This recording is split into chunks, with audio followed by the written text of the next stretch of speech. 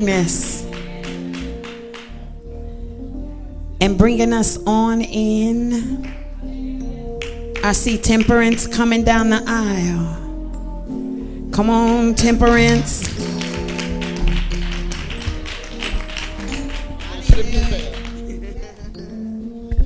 I wish I had a little more time.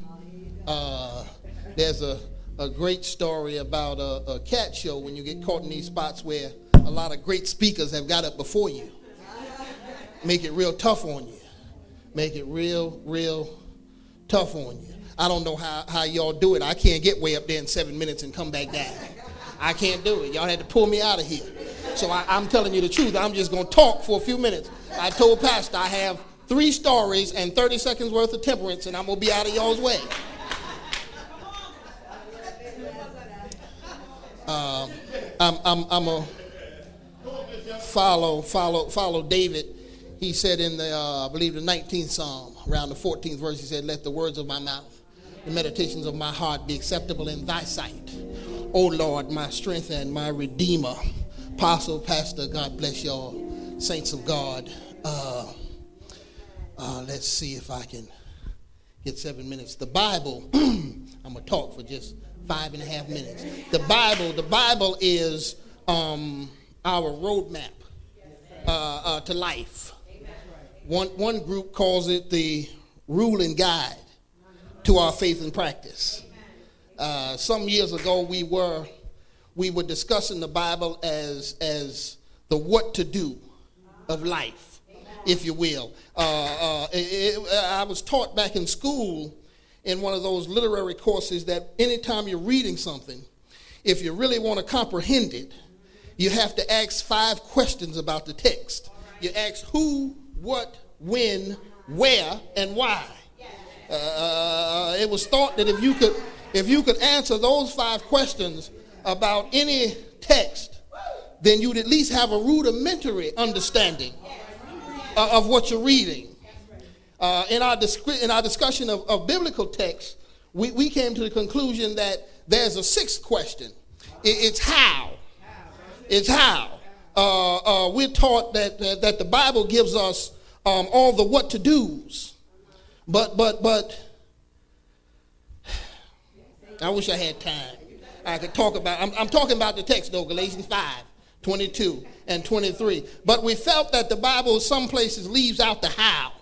You know, how do I love my enemies? How do I pray for those who despitefully use me? How do I love my neighbor? How do I love anybody like I love myself? One fella said just the other day, he said his girlfriend said to him, "Honey, I love you." He says, "Yeah, I love me too." How do I bless people that's trying to curse me? Lord, how do I control myself? I'm talking about temperance now. Just the other morning, the Spirit showed me something, and I thought a little while ago that I looked this thing backwards. I was looking from the outside in. I should have been looking from the inside out. Y'all trying to mess me up. Some of y'all getting up here before me.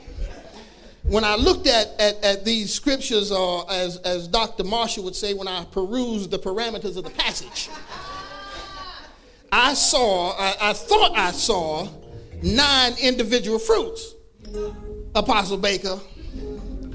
And right away, when you say fruit, I say tree. And these are different trees. You all know orange trees, apple trees, pear trees, different fruits on different trees. And they don't even grow in the same places. You don't readily see an apple tree next to an orange tree behind a pear tree. I'm still on the text. Still on the text. So when I looked at the fruits, I saw individual fruits, but the Spirit showed me just what Apostle said. She confirmed it. We need to have more than one fruit. Just as we are one body, but different members. So I saw the tree as one tree now with many fruits on it. Maybe forget about that. I just, as Dr. Masson said, one jumped up, said, "Say something about me." So again, looking at the fruits, I realized that we need some of them all. In order to answer the how, we need some of them all.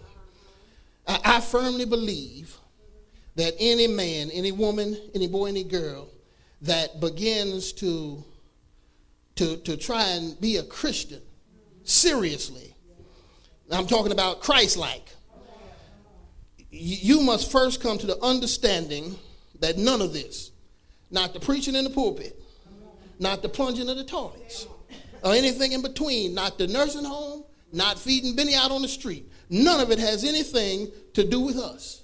None of it has anything to do with me. It doesn't have anything to do with you, but rather it's all about God. Paul said earlier, he said, I am crucified with Christ. Nevertheless, I live, not yet I, but Christ liveth in me. Then you realize that you need some of them all. You need some love. Mother said, God is love. You need joy and peace and long suffering and gentleness. You need goodness. I know, minister, you need faith. Faith, listen. Faith so important. So important. Listen, it's a gift and the fruit. Meekness, and then temperance. As youngsters, we had some unspoken rules. Even coming along as youngsters, you didn't just do anything. You know, I don't care how pretty she was. You didn't mess around with your friends' girlfriends. I don't care what your friend put down. I don't care how much picking up stuff or grabbing stuff didn't belong to us. We didn't cross some that we had some boundaries. And temperance, much more as Christians, we ought to have some boundaries. Christians must have control of themselves. We ought not to do anything you get a notion to do. You some people, whatever come out, you ought not to say anything you want to say as a Christian. As a Christian, you shouldn't. The 16th verse tells us that we need the Spirit. That's pretty simple in a spiritual church. It says you walk in the Spirit and you'll not fulfill the lust of the flesh. He goes on to list, Paul here, the lusts, and then comes back to these 9 attributes that we have up to this point. And he says in verse 24, I believe it is, we crucify the flesh with the affections and the lusts. I believe he finishes up over here in the 6th chapter where he says, be not deceived, for God is not mocked. Whatsoever you sow, that shall you also reap. If you sow to the flesh, you reap corruption. If you sow to the Spirit, you'll reap everlasting life. Now I know that wasn't all that exciting to y'all. Wasn't no shouting there. It was boring. But listen. All y'all talked about Paul. Prophet said Paul was a bad man. Listen, Paul, I believe it's in the 20th chapter of Acts where he was preaching. I love Jake. Jake said that he was a great praying man, did some great singing, but he wasn't much of a preacher. He was a boring preacher.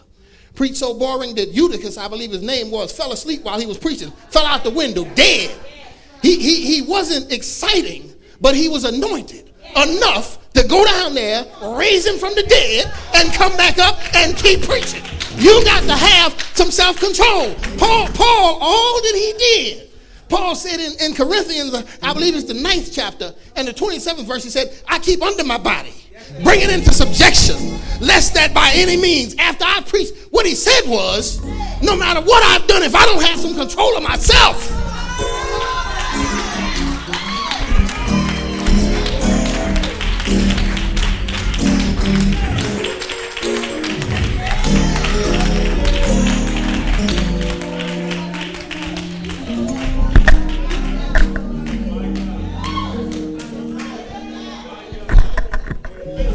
I feel something.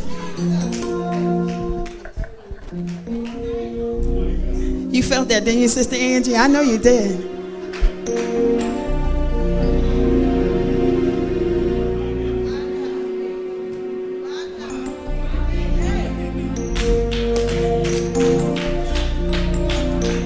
Apostle and Pastor, do you want to address your spiritual children tonight? Well, let's give God a hand praise up in here. Hallelujah. Some stuff has been birthed up in here with the fruit. Hallelujah. Hallelujah.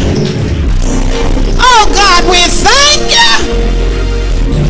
We thank you for the love and the joy and the peace and the long suffering and the gentleness and the goodness, faith, meekness, and temperance. All of these, we need all of them, all of them, all of them. Hallelujah. Oh, hallelujah.